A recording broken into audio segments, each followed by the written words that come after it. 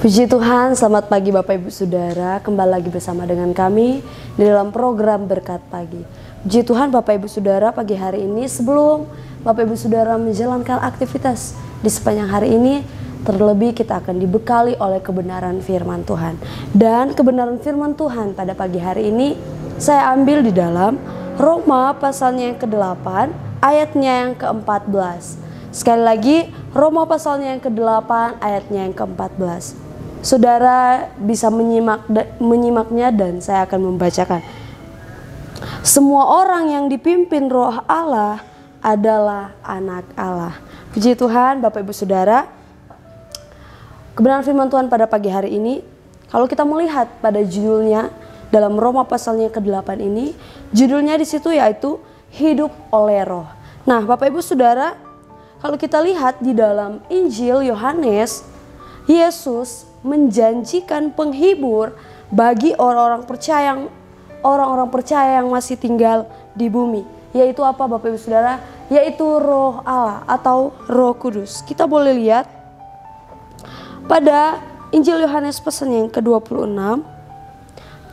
Injil Yohanes pasal yang ke-14 ayatnya yang ke-26 saya bacakan. Tetapi penghibur yaitu Roh Kudus yang akan diutus oleh Bapa dalam namaku, dialah yang akan mengajarkan segala sesuatu kepadamu dan akan mengingatkan kamu akan semua yang telah kukatakan kepadamu. Nah Bapak Ibu Saudara, Roh Kudus bukan saja menjadi penghibur, tetapi juga memiliki tugas yaitu mengajarkan segala sesuatu, bahkan mengingatkan orang-orang percaya tentang apa yang menjadi pesan-pesan Yesus kepada kita semua sebelum Yesus terangkat ke sorga. Nah Bapak Ibu Saudara, pertanyaannya yaitu bagaimana supaya kita atau hidup kita dipimpin oleh Roh Allah. Yang pertama yang saya catat yaitu tidak hidup di dalam daging. Kita lihat pasalnya yang kelima kembali dalam Roma tadi. Ayatnya yang kelima, bagian A saya bacakan. Sebab mereka yang hidup menurut daging memikirkan hal-hal dari daging. Nah, Bapak Ibu Saudara, mengapa kita sebagai orang percaya tidak boleh hidup di dalam daging kita? Karena kita tahu bersama bahwa keinginan daging ini adalah perseteruan terhadap Allah. Nah, jadi seringkali keinginan daging ini atau keinginan daging kita sangat berlawanan dengan keinginan daripada Allah. Mungkin kita maunya ini tetapi yang Tuhan mau yaitu ini. Jadi sangat bertentangan keinginan daging kita dengan keinginan daripada Allah.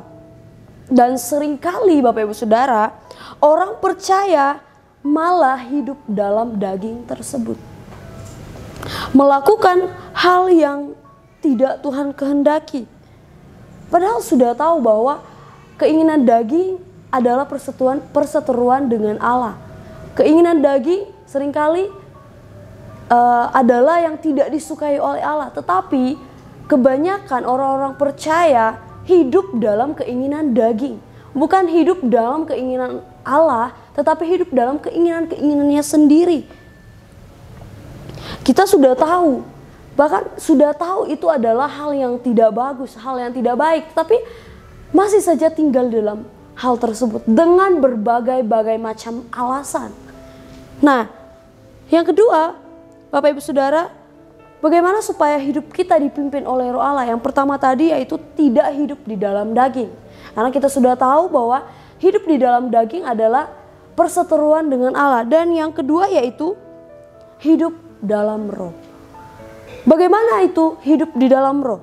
Ciri-cirinya yaitu salah satu adalah ada karakter Kristus di dalam atau yang diam di dalam pribadi kita.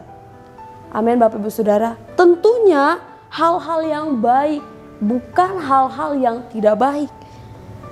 Dan Bapak Ibu Saudara, ketika kita hidup dalam Roh, memiliki karakter Kristus di dalam diri kita, yang menjadi tugas kita yaitu kita harus menjadi contoh yang baik dan benar, menjadi teladan yang baik bagi banyak orang, bagi orang sekitar kita, bagi keluarga kita, bagi suami, bagi istri, bahkan bagi anak-anak kita, bahkan bagi orang-orang yang di luar kepercayaan kita.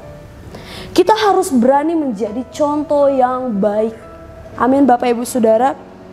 Seperti yang saya katakan tadi, harus ada karakter Kristus yang diam di dalam diri kita. Hidup di dalam roh itu ada berbagai macam. Tetapi yang salah satunya yaitu saya mau bilang yaitu harus ada karakter Kristus yang tinggal di dalam setiap kehidupan kita. Kalau berbicara tentang karakter Kristus berarti tentunya berbicara tentang hal-hal yang baik. Amin Bapak Ibu Saudara. Saya tidak akan memberikan contoh. Tetapi Bapak Ibu, saya yakin dan percaya Bapak Ibu Saudara yang ada di rumah sudah mengetahui apa-apa saja yang menjadi bagian dari karakter Kristus, yang harus ada, yang harus tinggal di dalam diri kita. Nah, Bapak Ibu Saudara, ada hal yang membuat Roh Kudus mundur dari dalam kehidupan kita. Salah satunya yaitu ketidaktaatan. Kita tahu bersama bahwa mengapa Saul ditolak. Mengapa Saul ditolak sebagai raja? Karena ketidaktaatan daripada Saul. Boleh kita melihat di dalam 1 Samuel pasal yang ke-15 ayat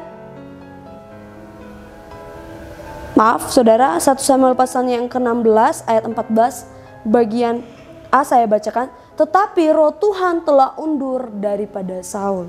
Mengapa demikian? Karena Saul tidak mentaati perintah Tuhan. Karena Saul mengabaikan perintah daripada Tuhan.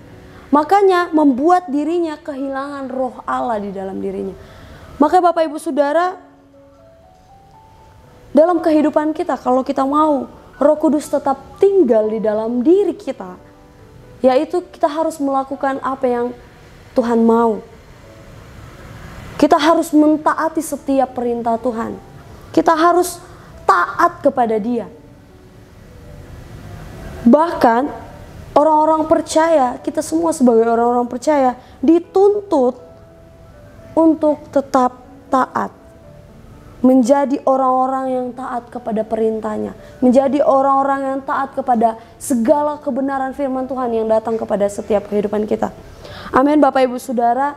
Kalau kita tidak mau mengalami penolakan seperti Saul yang ditolak karena tidak mentaati, roh Tuhan undur daripadanya. Kalau kita tidak mau roh Tuhan undur daripada kita, maka kita harus menjadi orang-orang yang taat.